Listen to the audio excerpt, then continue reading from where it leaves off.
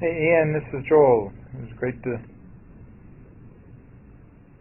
hang with you a little bit today. I'll just show these two in chronological order as we went through the lesson today.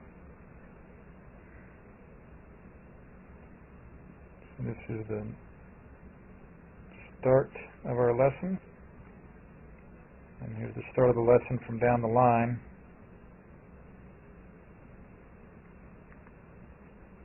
And then that's when we started working on that downswing plane. And on the very first swing, man, you pulled off exactly what you were trying to do perfectly. Right there, the new blue versus the old gold over here on our right.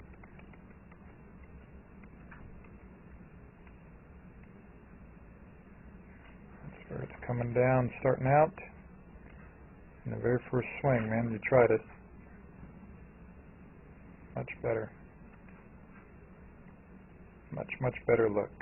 There on our left on the new blue.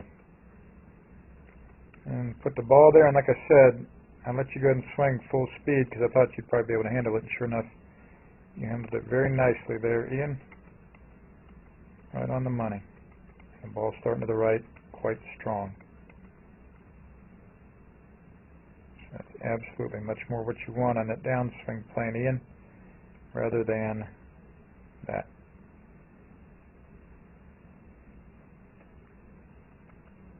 And we kept going.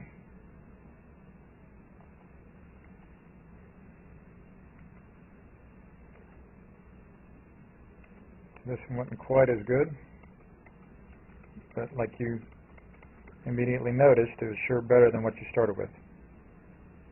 So you're headed in the right direction there on that swing.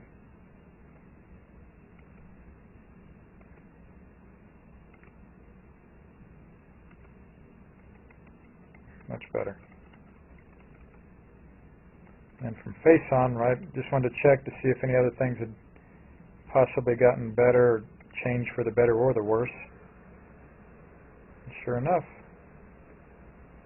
that was a much better look than what you started with.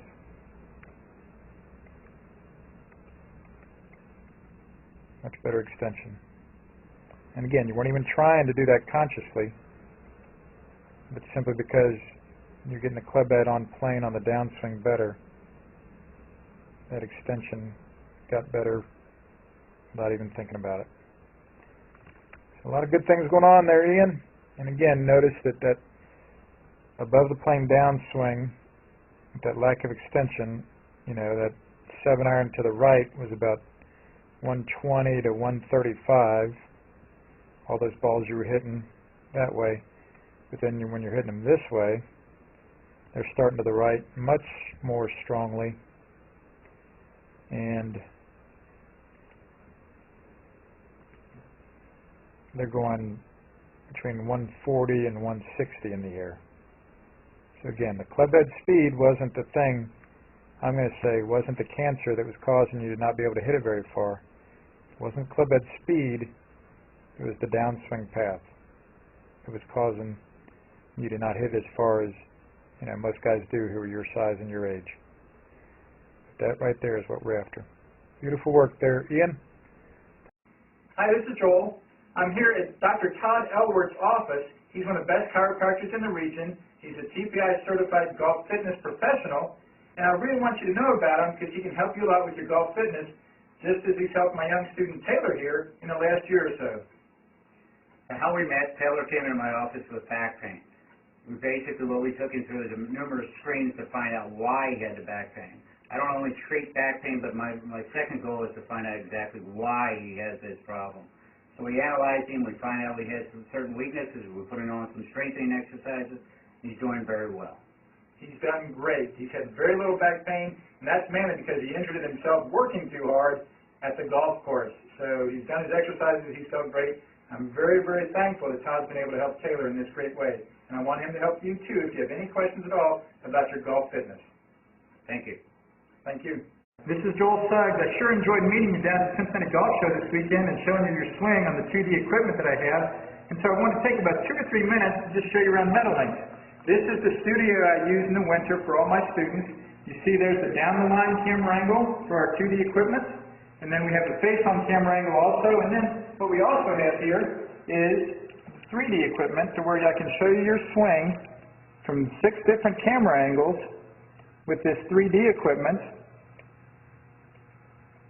And we can get your swing from down to the 1/120th of a second in terms of exactly what your hips, shoulders, and hands are doing in the swing. And then also, I have the most realistic hitting curve I've ever seen from puttersedge.com. So when you hit your full shot, it feels as realistic as possible. And then I have 3 different green speeds for you to practice your putting. 9.5 on the stem meter, 10.5 on the stem meter, and 12.5 on the stem meter. That's benefited my students tremendously. And then also I have a lot of learning aids like this Smart Stick. You can see the rest of those learning aids over here in my bag that we can work on to help you learn the certain fields in your golf swing that you and I both want. And then also I help my students a lot with their equipment through the winter. This is a frequency analyzer where we twang your club and it gives us a reading here. And then also we plot your whole set, each club on these lines to see if the set is really matched or not. Quite often they aren't, and it helps my students tremendously when they find out what clubs are the offending clubs. And then if we get tired of being indoors and we want to go outdoors and hit some, we can do that. It's my daughter. Ellie, good to see you. I haven't seen her in weeks.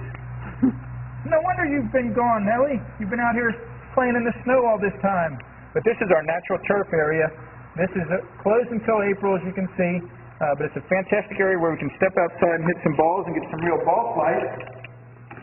Or, if we get pretty satisfied and things are looking better on the video here, we're kind of cooped up inside and want to go outside, we can step on out and hit balls and see real ball flight for about 5 or 10 or 15 minutes, however long you and I can stand the cold, out into the air, and we see them land at these different flags. I have a yardage book for this driving range. It's the first one I've ever seen in my life where we know exactly what it is with the front, back, and middle of each green.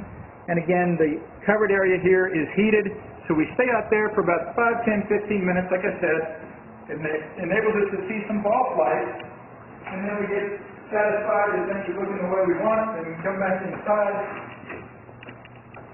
take off our coat, and look again at the video equipment to see how your swing's looking, to make sure that you understand it. And then notice too, my exercise ball up top here, and then also, so I help my students a lot with their fitness through the winter, and then I will help you also with your sports psychology, with your golf psychology from the golfpsych.com people down in Texas. That's helped my students tremendously a lot over the years too. So again, I sure enjoyed meeting you down at the Cincinnati Golf Show this weekend. I look forward to seeing you again out here this summer at Meadowlinks, or even right now in the winter. I have a lot of people that work on their games with me right through the winter. Check out more information about the things I do to help you at joelsuggs.com. Take care.